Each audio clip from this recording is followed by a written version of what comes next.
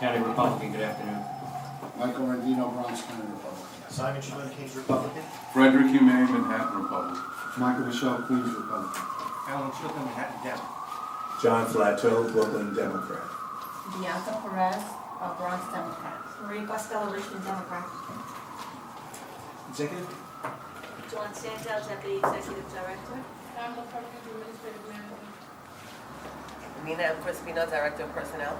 Malcolm, Council for Commissioners. Stephen Dankberg, Council for Commissioners. Steve Richmond, General Counsel. Rafael Salino, Deputy General Counsel. Does anyone have anything to add to the agenda? At the end? Okay. I have a Queens personnel matter for executive session. Anyone else? Yes, want to add the 150-year-old alleged voter. Also, voter registration matters. I also want to add in executive session to revisit the healthcare issue from last week.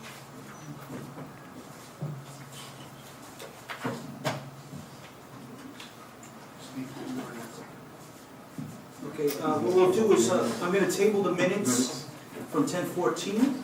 Is there a second? Second. All in favor? Anybody opposed or abstained? The motion carries.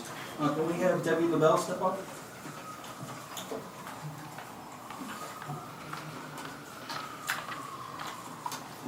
Good afternoon, Commissioners. We submitted the poll worker exceptions for the general election November 4th.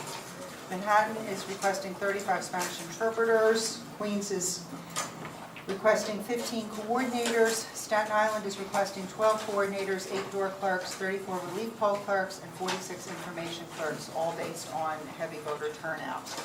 All of these exceptions have been approved by the local commissioners. May we get your approval to open them up? What was the last part you said? All of them have been approved by the local commissioners. Is there a motion to accept the exceptions report? Motion to accept. Is there a second? Second. All in favor? Aye. Anybody opposed or abstained? The motion carries. Thank you, Commissioners. All right, can we have Alan Schuman? You wanted to ask a question with respect to the 150-year-old voter? Yeah, there was an article in the paper this week, last week, and it said he was a 150-year-old voter, and I would like you to explain how that happened and if that has caused any problems in terms of voter suppression, voter fraud, or anything of consequence, and how we intend to remedy it, if we have remedy. I had a follow-up interview with the reporter that brought this to the public's attention earlier today, and I explained to the reporter where this whole thing generated. As a leftover vestige of a bygone era, there was a time when it may have been deemed impolite in certain circles to ask particularly a woman her age. And it was not legally required to put your date of birth on the voter registration form. So if we have approximately, and I don't have the final report, but we're working on getting it together, there are approximately 850 or so individuals that fall into that category citywide who are active voters. There are more than that when you factor in the inactives, but when you look at the actives, it's about 850. We've taken a look at it. I've personally taken a look at it and reviewed many of these records by doing a search of 0101-1850, a date of birth January 1st, 1850. The 850 or so voters that I'm referring to fall into that category of having a 0101-1850 birth date. What I have been able to piece together from a historical perspective was prior to the time that it was mandatory to give your date of birth, you could, when the voting age was 21, simply fill in 21 plus. Or for that matter, you weren't supposed to have filled in nothing because your attestation at the bottom is certifying that you're an eligible voter, which at the time, 21 plus would have made you an eligible voter. Thereafter, the voting age was reduced from 21 to 18, and in those circumstances, people then put in 18 plus. What I've also found is people did, things like put in their month and actual day of birth, and then under that squeeze in 18 plus or 21 plus in lieu of the year. So in any event, all of these folks that fall into this category are people who registered to vote prior to the time that the actual date of birth was required and had some problem with their date of birth. Either they put in 18 plus, they put in 21 plus, or they put in a portion of their date of birth without their complete date of birth. Then our agency went through 2 attempts at computerization of the voter registration system prior to the implementation of the AVID system in 1999. When AVID went into place, the agency engaged an outside firm to do all of the data entry for the 4 million plus records for the voters. And at that time sent out a mailer to the folks that fell into this category of not having the actual date of birth. And they got, obviously, some responses back, and for those responses that they got back, the problems were fixed. And for those that weren't, it was left as is, with the exception of in the computer system, there was a series of zeros in the box where the date of birth would otherwise belong. The theory was then, and I believe this theory still exists now, that it would have been improper to purge those people from the voter records, as when they registered in a legally compliant manner. So to then somehow penalize folks and take them off the rolls for not providing information when it wasn't required at the time of their registration would be improper. Push forward to 2006, NICE Voter was being implemented by the state when the state officially began the process of being the repository and the official record of all voters in the state. When that computerization was done, the state system as constituted would not accept a zero entry for a date of birth. And an actual date of birth was required to be entered into the system. The actual date of birth, and this is where I can't figure out whose idea it was, but it was somebody's idea, to pick a date far back enough in time that it would not implicate anybody who was still actually alive. And so, it was settled upon 01/01 of 1850. It is essentially a default setting that it's understood that that represents somebody who had a problem with their date of birth that occurred prior to the time that dates of birth were required by law to be given to the Board of Elections. Now, the interesting thing with that is, if you look at all of these 850 or so folks, every single one of them has a date of birth in our system as 01/01/1850. So, it became an issue. Apparently there's some interest in the Bronx recently, and there's been some FOIL requests in the Bronx, and one of the reporters went to the Bronx and looked at a poll book. Well, lo and behold, we attempted to be helpful in terms of voter fraud and to ease the process and to make the work of the poll workers a little bit easier. And one of the things that we did to do that was we added in the age of the person. Well, what that did was it made it stark when you were reviewing a poll book that it showed the age as being 164. So that's what brought this to light. That was a conversation that I had with the reporter today. I explained to the reporter that there was a mailing done in 1999 that was designed to attempt to assist in this regard. And there was a mailing done in 2006 that was an attempt to assist in this regard. And, you know, in terms of what we could do moving forward, I think another mailer could be done if that's the collective will of the commissioners to do that. We would certainly comply with that. But it is at least my opinion, and I believe the opinion of both of our counsels for the agency, that if we sent out the mailer and we still didn't get the reply back from the voter with respect to their date of birth, given the fact that they were in compliance with the law that was then and there prevailing at the time of their registration, it would remain as equally improper today as it was in 2006 or 1999 to purge them for the voter records, from the voter records, for not providing their date of birth. So, I mean, that's my legal opinion. I believe it's shared by counsel for the agency. This is not something that we have discussed yet with counsel for the commissioners, and certainly it's ultimately a commissioner level decision in any event. But that's the long and sordid history of the 01/01/1850 160-year-old voter. Well, how do we remove someone from the rolls? Or for what reason would we remove them? If we send them a letter and they don't get back to us, do we ever remove them? We send them a letter, commissioners, to do it if you have reason to believe that they have no longer qualified to vote. Meaning that they are deceased, meaning that they may have been convicted of a felony or get information that they haven't done, or that we have reason to believe they've moved. We've had people come to us and challenge the voter, saying that person doesn't live there anymore. But other than that, permanent personal registration precedes the change in requirement. We've had permanent personal registration in this state at least from the 50s, if not before. And it was in the 30s and 40s that we got to go register every year or every other year if we wanted to vote. We changed that. But Mr. Ryan is right.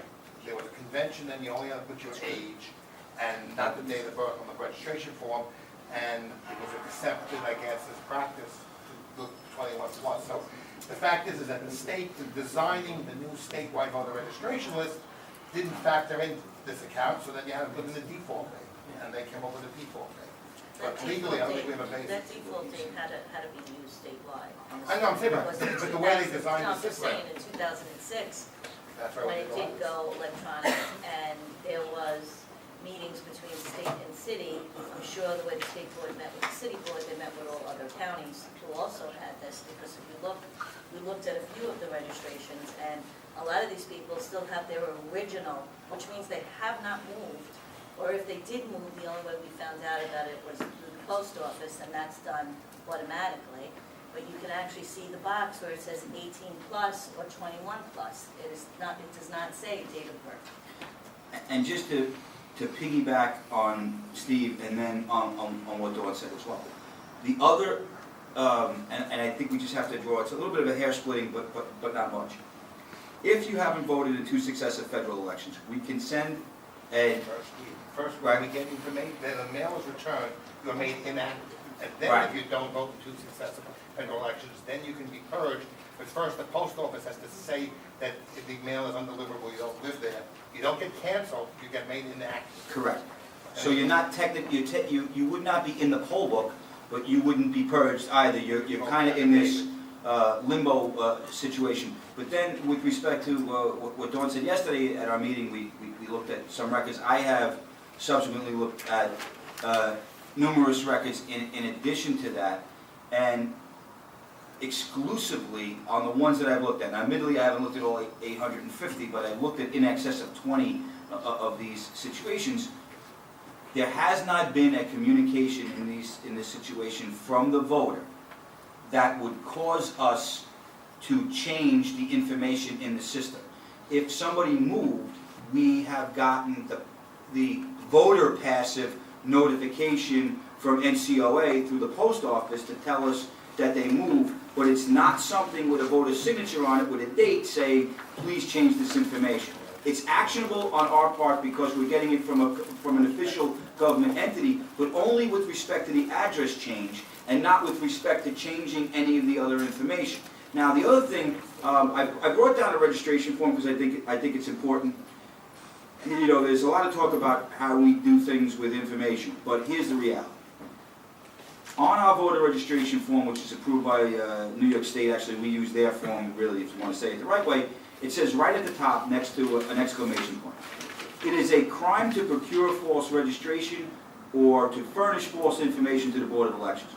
Go down to the bottom under the affidavit where it says, I swear or affirm that. It says, the above information is true. I understand that if it is not true, I can be convicted and fined up to $5,000 and or jailed up to 4 years. Under the election law, it is a felony to provide false information to the Board of Elections. It's a non-denominated felony, but that is interpreted for the purposes as a Class E felony, which is why the sentence is up to 4 years.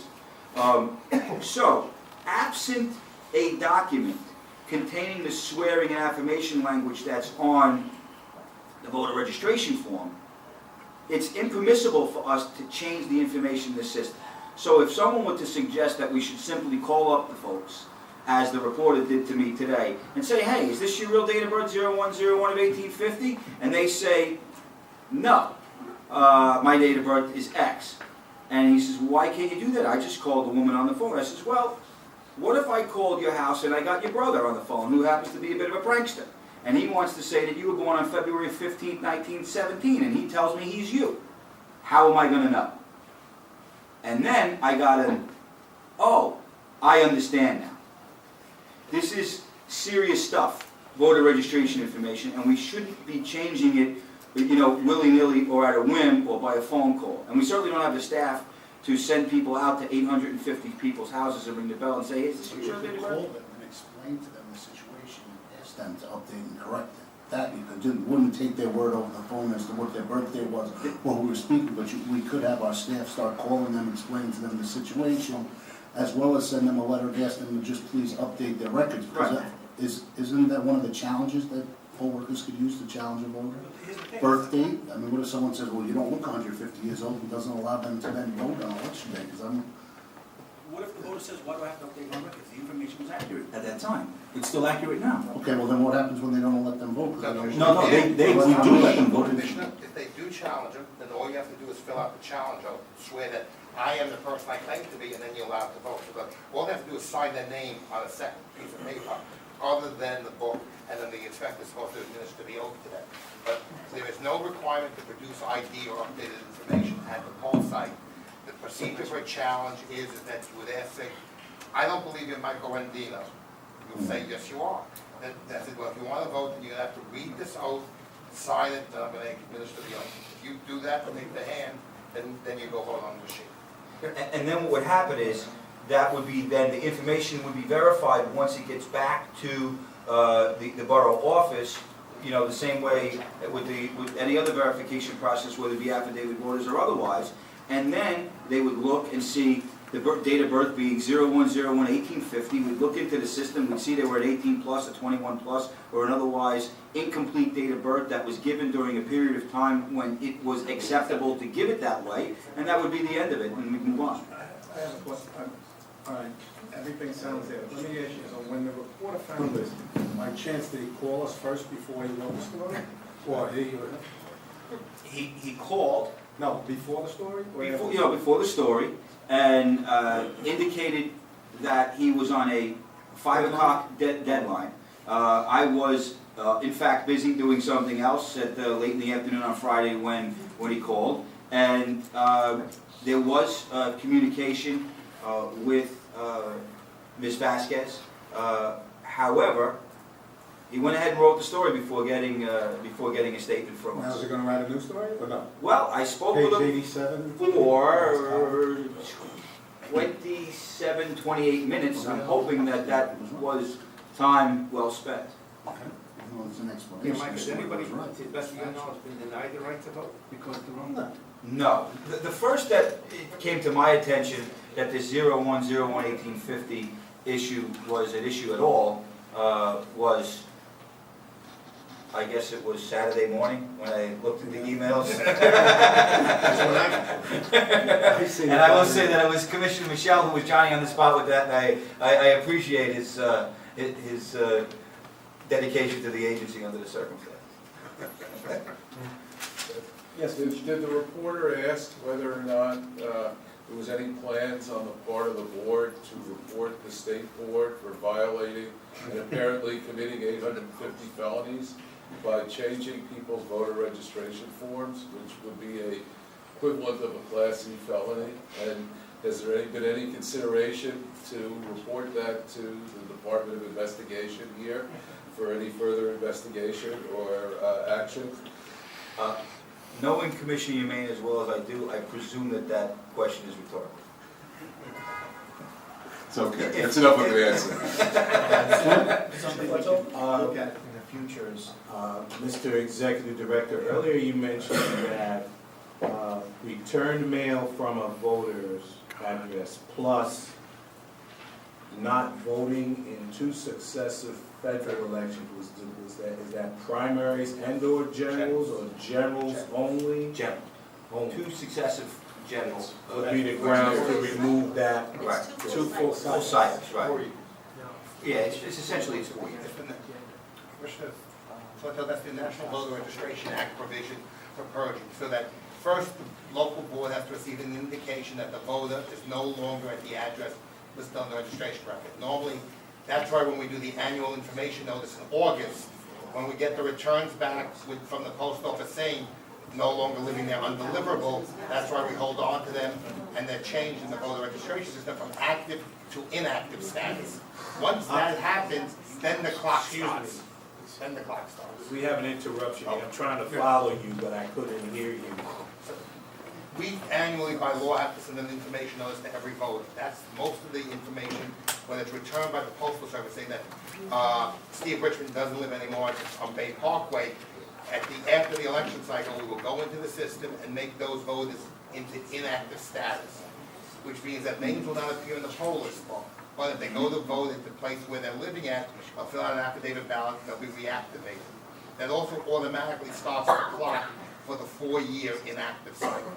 So it would be, so if we had returned information notice last year for a person who made them inactive, the November 2014 election will be the first federal election they didn't vote on. If they continue and not vote all the way through to the November 2016 presidential election, it always has to include the presidential election cycle. Only after the presidential election cycle would that voter be canceled in 2017 for being a 4-year inactive voter. And that's in accordance both with the federal requirement and the state law, which was conform to the federal requirement.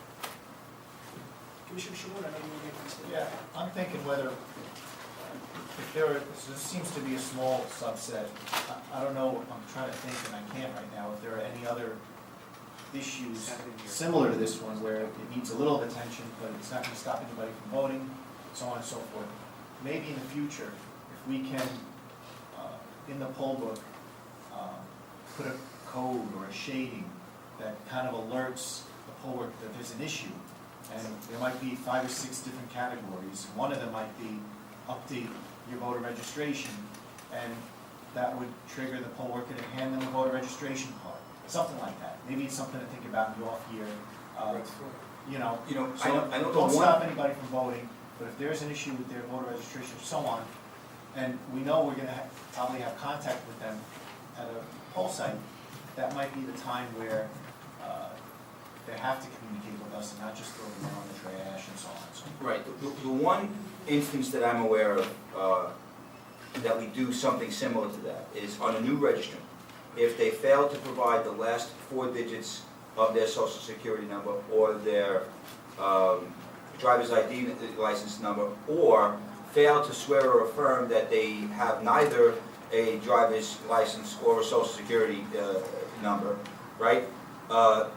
Then we put ID required in the book and to elicit that information. But I suppose once we get through this election cycle, we can have this conversation again when the election's not 2 weeks away, and during a period of time we can deal with it better. And look, we know that there are issues with the voter list, and that we're working, and we have worked diligently in the past year. Certainly, we got the Social Security Death Master File, and I believe if the number is correct, and by shake of the head, Ms. Vasella and Mr.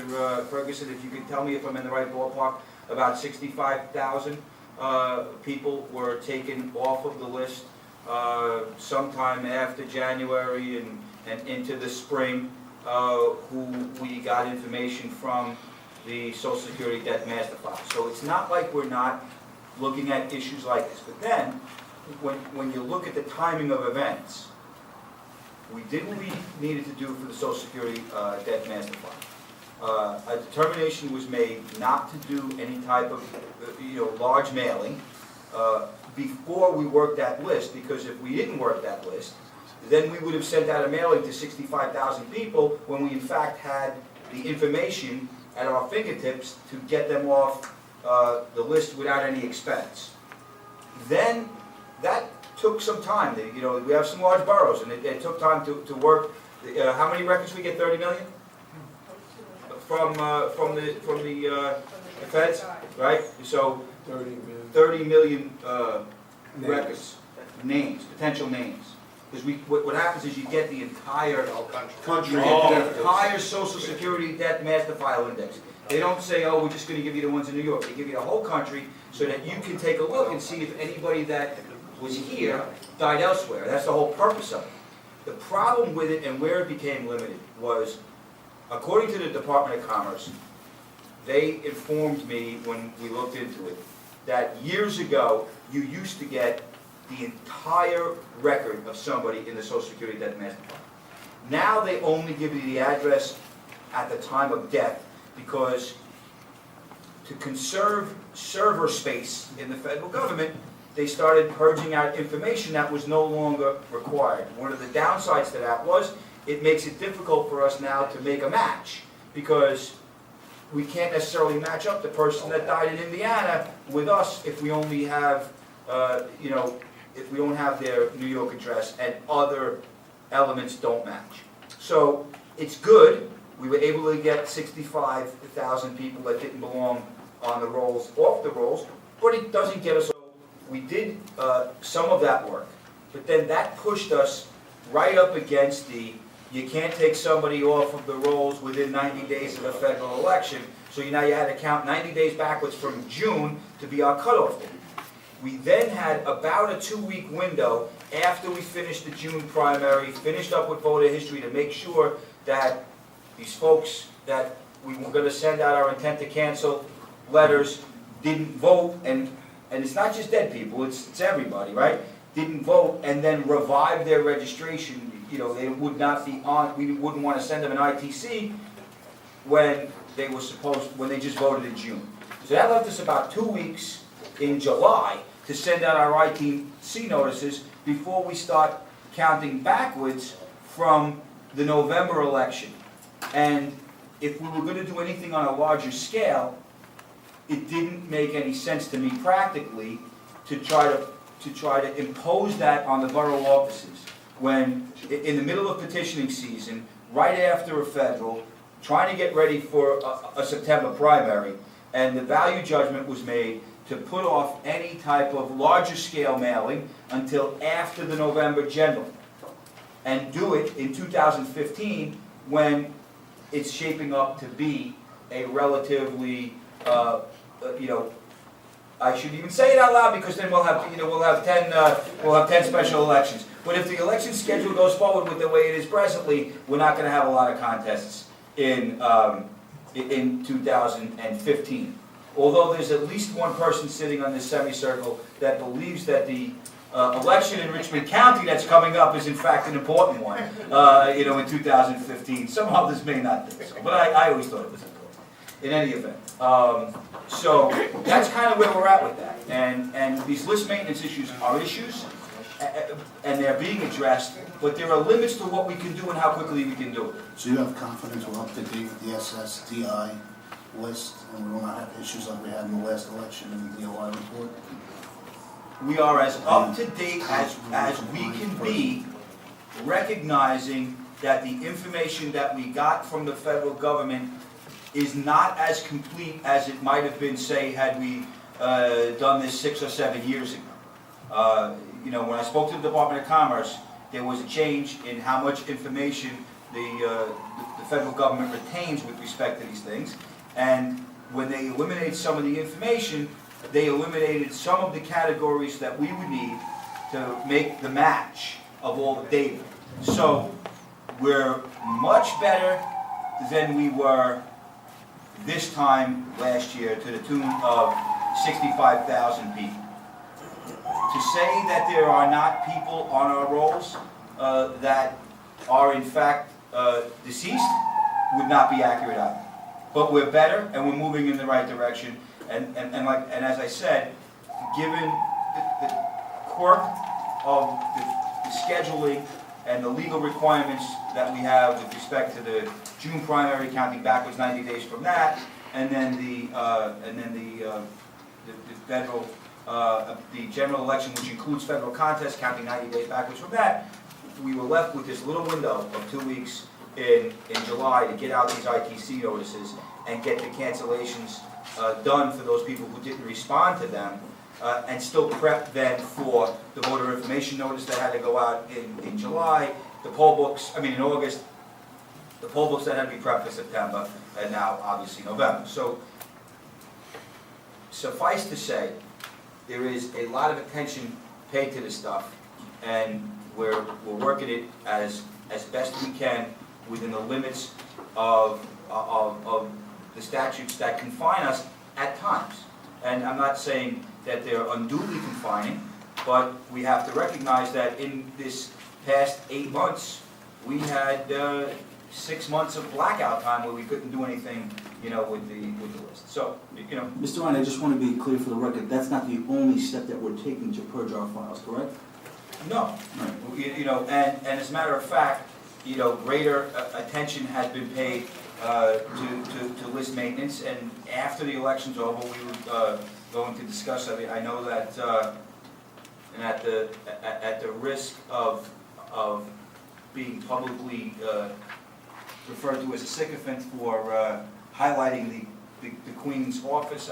Queen's has done some really good work in terms of the list maintenance, and I think that the rest of the agency can learn a lot from that, and will continue to chip away at this problem. But it was a problem born of evolution, and it's not going to simply go away by the stroke of a pen, or and I certainly don't have a magic wand or fairy dust. So we're going to continue to work it and make sure that it's as much attention is paid as is possible, recognizing that there's going to be times where we're going to be blacked out from doing work. Sure. Commissioner Fletcher? We use additional databases, at least in terms of clearing the deceased. It just occurred to mind possibly. I think State Department of Health, all deaths in the state have to be reported to their That goes to the state board. chief medical examiner. So that's right. all in. Mechanically, Commissioner, what happens is the State Department of Health does for lack of a better way to put it, they do what the techies will call a data dump into the state system, the State Board of Elections system. And then the State Board of Elections then forwards that information to us. Likewise with felons, likewise with intra-state moves, people that move within the state, but not people that necessarily move within the 5 boroughs of the city of New York, because that's deemed to be our issue. So if somebody moves from Brooklyn to Staten Island, and I know that you would find that to be, completely wild, but some people actually do move from Brooklyn to Staten Island, right? If they do, that's our problem. But if somebody moves from Brooklyn to Rockland County, that would be something that we would get notification from the State Board of Elections on. So there is this kind of, back and forth between the city and the State Board of Elections with respect to this. Now, one of the spots, and that's felons as well. One of the spots that's not quite so tight, but there's nothing that we could really do about it, is people who are convicted of felonies who happen to be in federal court. That still is done on a paper notification by a paper listing forwarded to the state. And I get them infrequently, but occasionally somebody come across my desk with a certificate of conviction from someone who was convicted of a federal crime, whether it be in the eastern districts of New York or elsewhere, saying that they're potentially ineligible. And then our staff, that would be forwarded to the staff, and they'll work it. And if it complies with the law that they are ineligible, because the mere fact that you're convicted of a felony doesn't in and of itself make you ineligible. You have to be serving a jail sentence of a year or more, right? So they'll take a look at it, see what the certificate of conviction says, and if it falls into that category of ineligibility, then they'll be declared ineligible, they'll be taken off the rolls. So there's a level of complexity to this process, and I think the conventional wisdom has been in the past, and that the complexity provides a level of protection against disenfranchising voters who belong on the list. And if we're kind of cavalier with the rules, we might take somebody off the list, and I guess the value judgment has been made over the course of time that it would be better to have somebody on the list who's ineligible to vote, who we can then check and make sure, after the fact, than to have somebody off the list who should have otherwise been eligible. So, any more questions? Yes, one follow-up quickly. Has there been any record of anybody trying to vote who is not a voter? A person who is alleged to be dead? Are we ever besides the DOA? Besides the DOI report that was released last year, I'm not. Is that DOA? I'm not aware in the 13 and a half so months that I've been here of that happening. And there have been studies about actual in-person voter fraud, and they were cited in the Presidential Commission report on election administration that was released in January of 2014.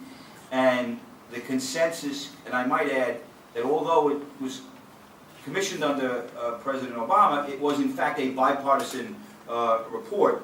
And the bipartisan report said that actual in-person instances of voter fraud are very rare.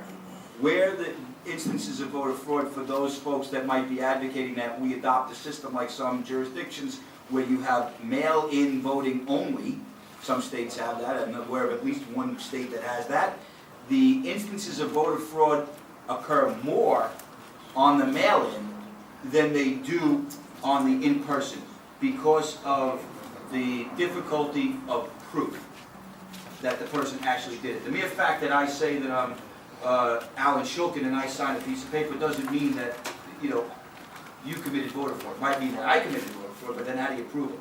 So there are harsh penalties for people showing up at a poll site and voting when they're not supposed to, if they get caught doing it. So those harsh penalties, much in the same way that there's harsh penalties for many other types of misconduct in our state, have a tendency, almost exclusively, at preventing people from doing it. And so it does provide protection, although it's not absolute and not 100% fair. Commissioner, you may? Yeah, and we've had instances where reporters have done it. About it. Again, is this a rhetorical question? No, I'm not suggesting that we make a referral on this, but it was certainly suggested at the time, and then we've had, often it's been either press or TV reporters have done it recently, and they've had great success, and they write their story based on the great success, and then they get the full, condemnation of this agency for trying to do that, because the focus is on having those people who are properly registered to be able to vote. And as Mr. Ryan said, the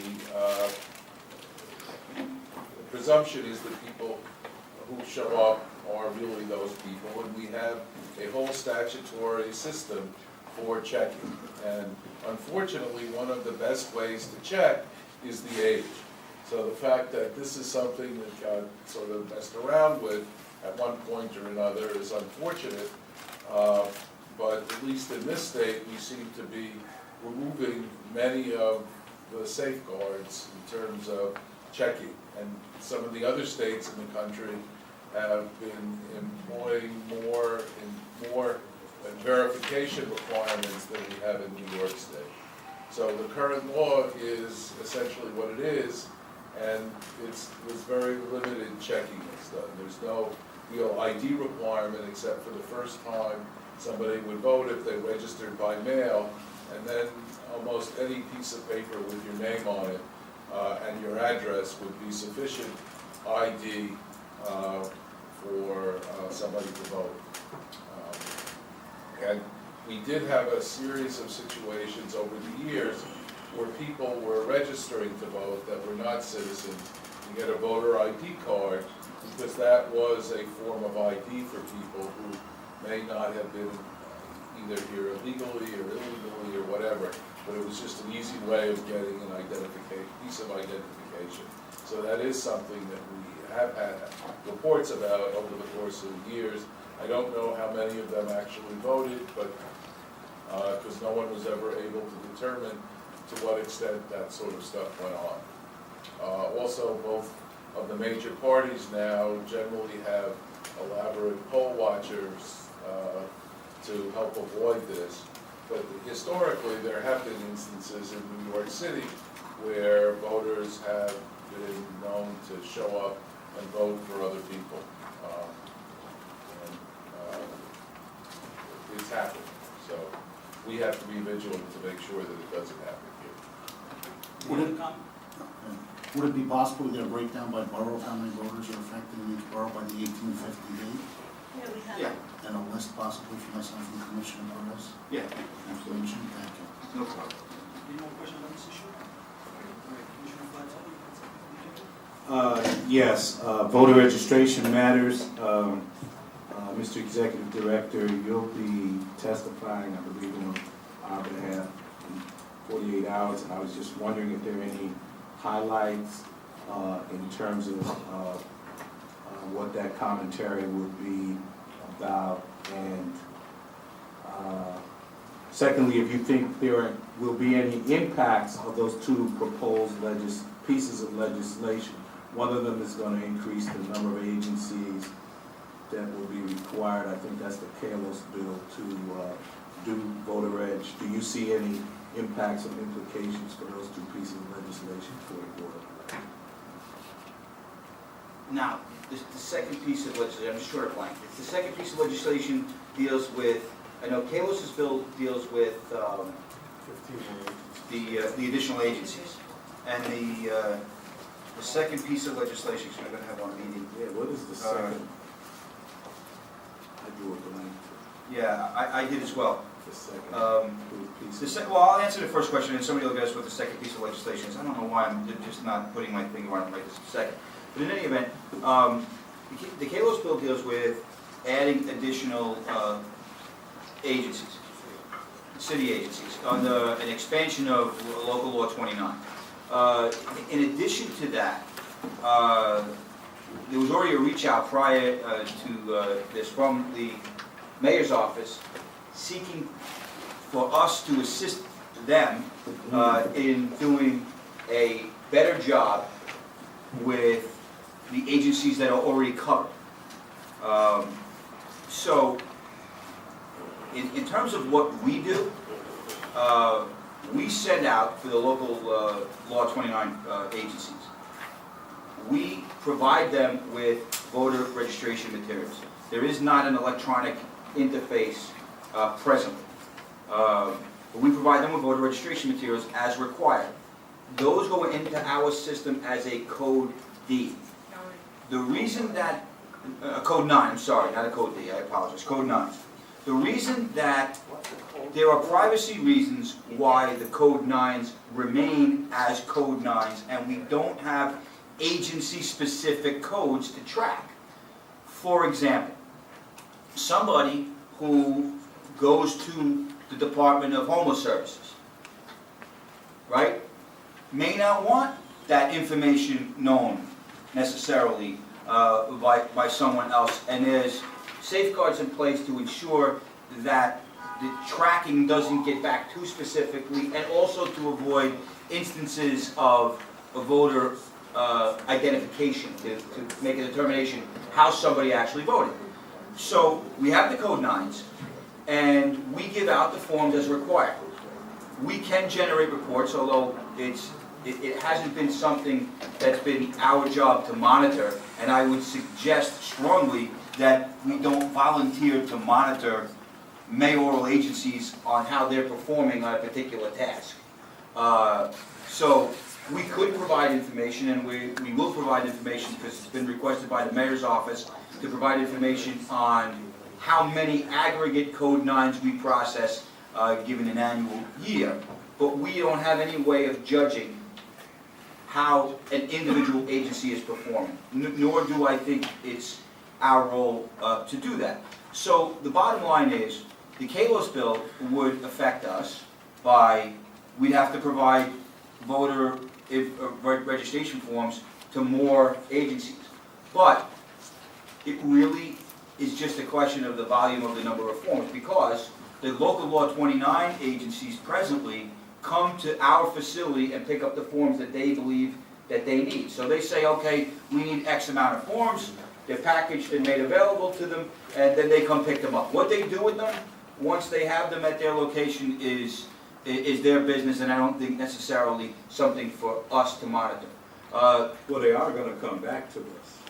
Well, they'll come back to us as a code 9. We won't be able to say agency X is performing at a 50% rate and agency Y is performing at a 20% rate. We'll be able to say, in the aggregate, we gave out so many forms, and this many came back. And I think, quite frankly, that's as far as we should go on that issue, because, you know, exactly. Did the mayor's office drill down in any detail in terms of assistance, what that means? Well, we had a preliminary meeting with the mayor's office to let them know what the issues that they would be confronting would be.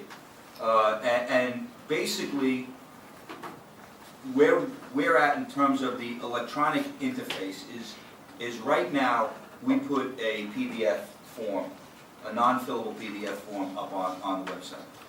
What I've instructed MIS to do, which doesn't really change things other than make it easier for us on the receiving end, is the PDF form that's going up there now, that's basically just a photograph of a form, is going to be a fillable PDF form.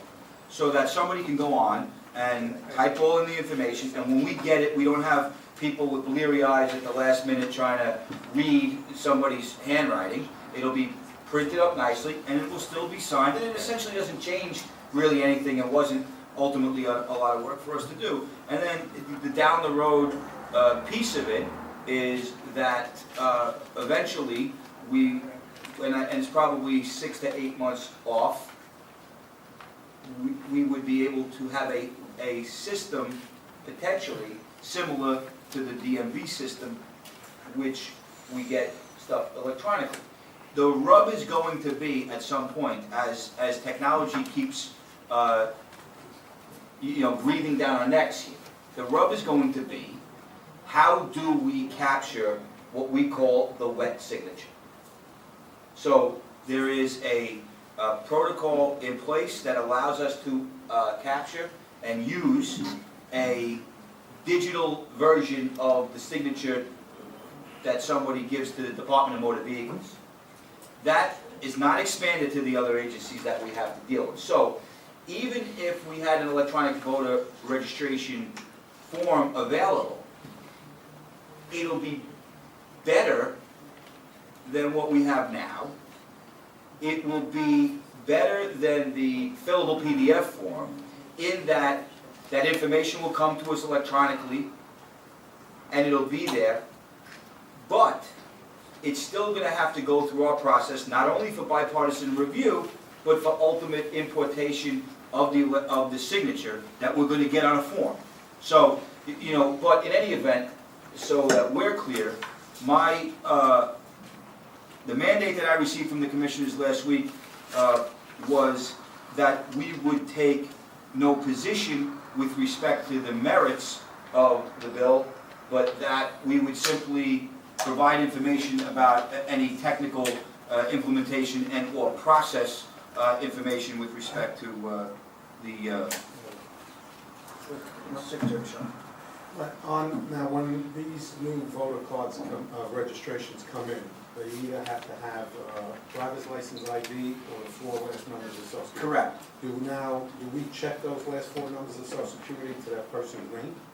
Or is it matched? The state system, when it goes to Nice Voter, that's important. Nice Voter has, by statute, contractual agreement with the Social Security So Administration. they check the 4 numbers? And they will come back to us and I believe just say it's a match or not a match. And if it's not a match, then it's no Then we, good? then we do not process it as a live voter, it gets to one of the ID required. Then if it comes back not a match, then when they go to vote, we have to ask for First, we verification? send them a letter saying, did not provide us with the laundry list, as Mike said, of copy of your utility bill, pay stub, whatever's in the statute, we have that whole menu to do it, and you do that. If that comes in beforehand, the ID required doesn't appear in the book. If not, you've got to do that. And then the fail-safe is, even if you come to the poll site and not provide ID, you then vote by affidavit, and your information on the affidavit matches your signature and the address, then your affidavit is counted, and you no longer have to produce ID. You never had to produce So ID. they do check the 4 numbers or the ID number? That's the nice vote, the state does that. The state? By law, that's So the when we state board put it in, then responsibility. it goes up to the state? And that's when you get your state unique identifying number. So now, with respect to the second part of Commissioner Flato's inquiry, that deals with the changed language of the prior local law indicates that they want participating agencies to be assigned essentially, and I'm paraphrasing, an agency unique code. That second bill? The second bill asks for an agency unique code, which, in my opinion, does not comport with state law and federal, for that matter. So, and then the second piece of it is. So it goes against, contradicts Code 9, which is one unitary code for all. Right, and I understand why they're doing it. Break it out. They want to operationally be able to track how they're going to do it.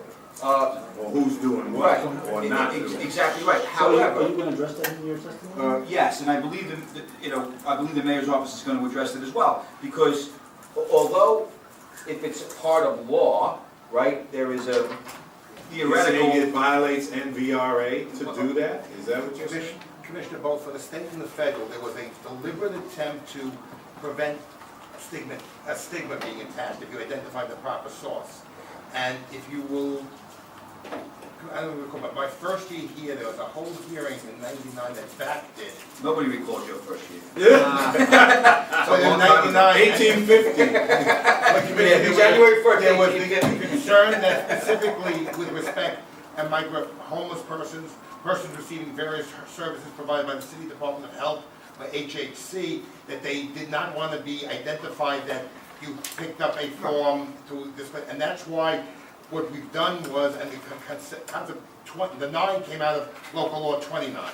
We took the last number of the code, we put it on the form, and that would separate it from what comes in through the state motor voter agencies, which again, we have no source knowing, excepting now the DMV because of the electronic transfer, every other state agency that complies with the state motor voter bill, social service agencies, housing agencies, etc., that carries just a generic state code. And the federal law provides for federal agencies also are not supposed to identify the specific source. And again, I think this was done in the hopes of encouraging people to register to vote without having any reason to be concerned so that you didn't know where you got it from. Right. So, and then the second piece of the bill that they're asking as new would be for us to provide detailed information in our annual report with respect to A, programs that we do to enhance voter registration, and B, the number of coded registration forms versus the number of registration forms submitted. But I would say that with respect to the second bill that we were just talking about, much of the concerns of the city council can be remedied administratively by the administration to require the agencies that do this work to report back to them. which is really, Their job. which is really the proper way to do it. I mean, I would be very uncomfortable, quite frankly, if we were ultimately required to police, if you will, the administration and report out as to what agencies are doing what. I mean, Maybe it could be an that's- MMR indicator But, no, but for their agencies. Commissioner, Let the Correct. mayors under know. I think local you're law, right. under local law 29, VAC, and now its successor, the Voter Assistance Advisory CFP. Committee, has the responsibility. With respect to the second To issue responsibility of to. monitoring the performance of city agencies' Oh. compliance with local law 29. That was given specifically to a body that is appointed jointly by the mayor and the council, because the board's responsibility is the process.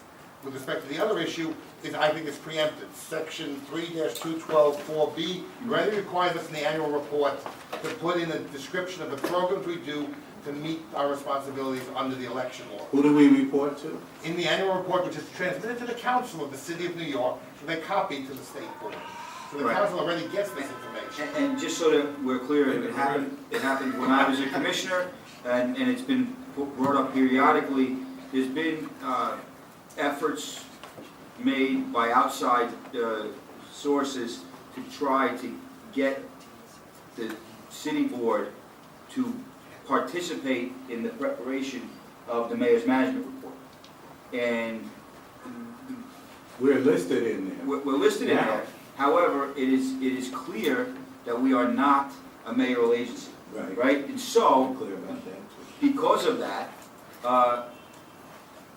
in order to maintain not only the appearance of independence, but actual independence, as we are required by Constitution and by statute to do, we submit annually a report that contains substantially similar information that would be imparted in the MMR if we in fact participated in the MMR. And I, for one, although no longer get to vote on these things, am comfortable with the current state of affairs. I just have a follow-up. So if the state checks the ID, or the social, if it doesn't have a social security, checks the driver's license. No, it depends what you provide. You're only required, Commissioner, to provide one of the three information. The last four digits of your social security number, a New York driver's license number, or a New York you provide only the One of four them. digits. They match the four digits. There's an electronic system that after the data is ended, we send it to Nice Voter. Nice Voter does whatever they do to meet their agreements with the Social Security Administration, and then Nice Voter reports back to us in the system electronically, and Steve can give you more, basically saying, match, no match. And now if I have no social security, they would do it with the ID. Whatever you give it. If you only want to give your driver's license number. How long has the state been doing this? Since we went to Nice Voter in 2008? Six was It was passed. 2006. Six, but I Well, don't the think we prep- started, the prep work, The yeah. prep work Nice Voter one. was done, the cleanup work was done in 2006, so it might have actually been implemented shortly after that. However, that almost gets us a complete answer, but the piece of it, Steve, that you're missing is, on the voter registration form, you can also check a box that says, I do not have a New York State driver's license or social security number, but under those circumstances, it said, you can use a valid photo ID, current utility bill, bank statement, paycheck, government check, or some other government document that shows your name and address. You may include a copy of one of those types of ID with this form. Be sure to tape both sides of the form when you mail it in so that the documentation doesn't fall. So that means the documentation comes to us? A copy of it. A copy of it, yes. But then we don't check when they come to vote, because if we go. We already have it, and Commissioner, it's all, there's a whole section they added, 5-614 of the election law. So if I put in my employee's ID and utility bill, Now, then this form comes to us. We will check that the address and name on the voter registration form matches the information you give us. And we would check off the box that whatever it is, we have a drop-down menu that say utility bill, because we have the same thing in the poll list book, because if you bring that same thing to the poll site, you will have to know. So that would be, required. right, so that's like important documents that our employees are opening up. And the state checks. No, then we check it. No, the state doesn't check. They get a cable bill. That's it.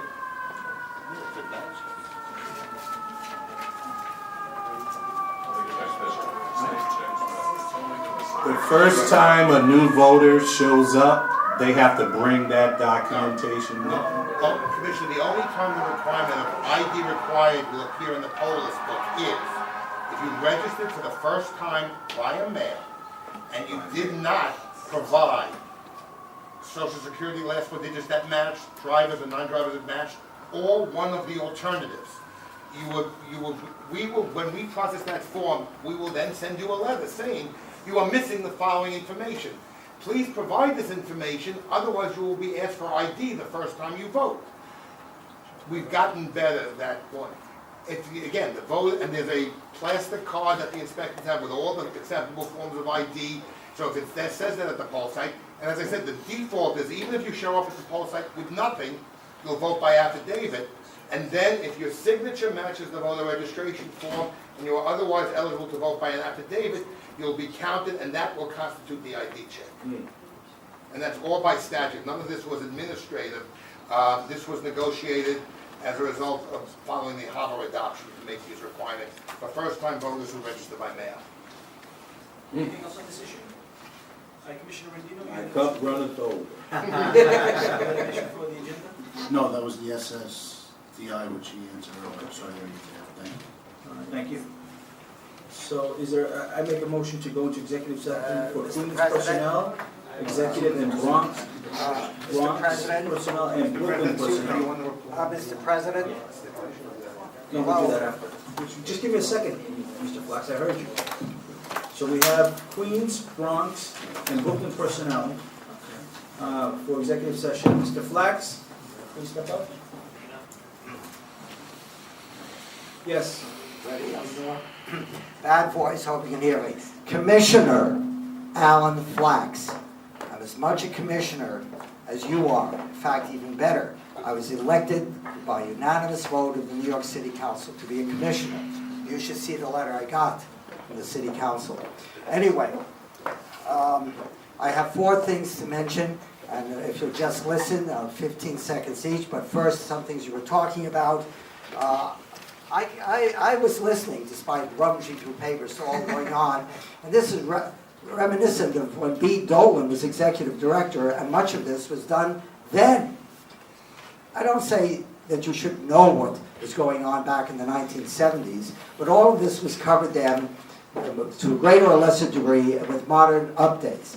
Number 2, I would urge on the issue of identification, see how the New York State Office of Court Administration handles those they call for jury duty.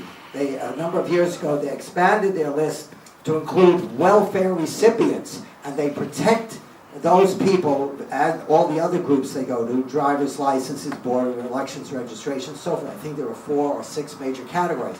But see how they do it to protect the privacy and the source of the name that people use, the names that are called for jury duty who come, say, from the welfare rolls. They do it, and I would urge that you consider, check with OCA. Number 3, last week, and it was mentioned this week, arrests, convictions, and so forth. I am pleased to say I'm responsible for the change of this board. Stop asking, have you ever been arrested? When Commissioner Villela was on the board and he was paying strict attention to my speaking, that an arrest is probative of nothing and you should only ask about convictions. And then this board changed the old days of those inspector forms to change it, have you ever been arrested or ever been convicted, and any sequel I to that. So I want to take credit for that. But why should I? That should have been obvious to you years and years ago.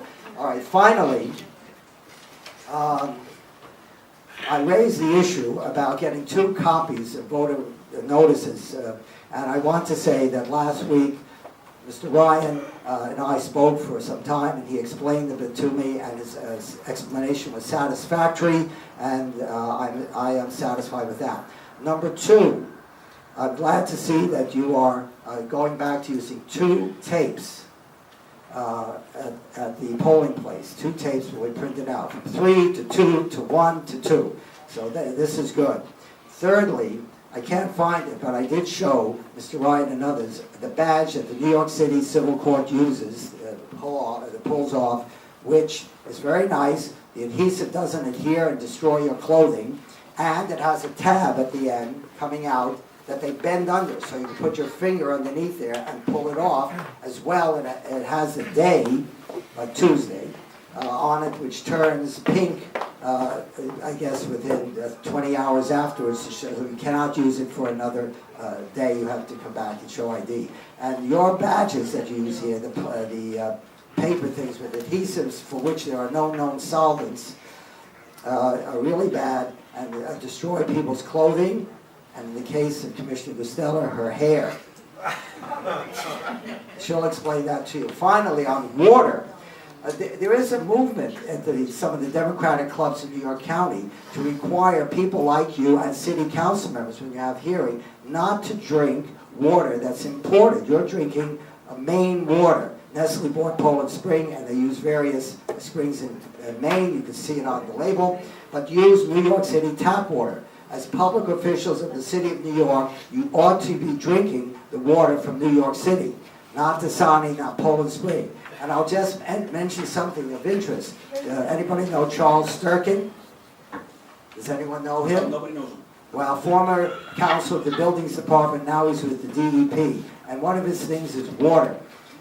The bottled water you have is classified as food and has to meet certain stringent standards. But municipal water supplies in the United States are considered as drugs and have to meet even higher standards of purity.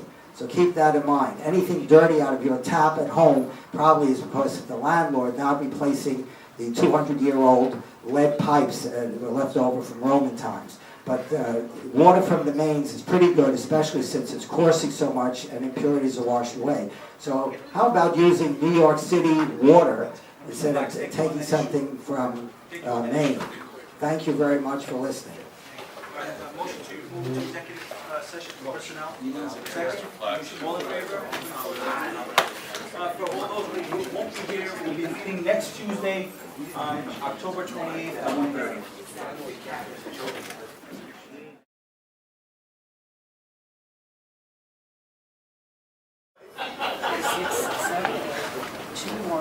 So that's why I didn't get, so that's why I did not get the message. An executive committee of funding action occurred with respect to Naquan Grant in lieu of disciplinary hearing. Naquan Grant be admitted being his violation of the Constitutional procedure. Hereby agreed to probation for a term of 6 months beginning October 10th, 2014. By unanimous vote. Philip DiStefano, VST on the board since November 23rd, 1987, has been granted 420 discretionary advance of time to be used. But then, This grant of time will be retroactive beginning Thursday, October 9th, 2014. Also unanimously, Jonathan Testaverde, a BMT for Brooklyn, was advanced 70 hours, retroactive as of 10/14/14. You know, give these to you. And then I just want to put on the record, it was the intent of the commission that the motion on 10/14 include the approval of health insurance for all employees except election day workers, trainers, and assistant trainers effective immediately. Thank you. Is there a motion to adjourn? motion. Second? All in favor? Anybody opposed or abstaining, motion carries. Thank you. Training, assistant training.